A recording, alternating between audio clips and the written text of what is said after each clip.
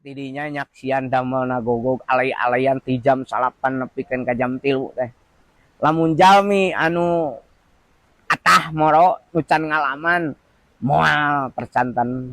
Bet 2 jam 3 jam ge udagan moal percanten ari jalmi nya nu kakarak nya hamputan sanes menyepelekan kan banyak mencibir. Betul. Sajam 2 jam oge rubuh gitu. Beda kahiji polana gogogna kenor. Nah, abi bisa nebak, eta pasti kenor. Ya, polana gogogna kenor. Nu katilu ketajamanna dina ameuan sangat tinggi. Soalna lamun gogog gancang mah disaimbangkeunana manehanana ku ngandalkeun kekuatan sajam 2 jam paling lami rubuh. Sabab kecepatan di udagna. Ari gogog leulean gitu mah udagan istirahat lah manehnana ngepluk geus deukeut beng deui terus we kitu. Tah eta gogogna kenor.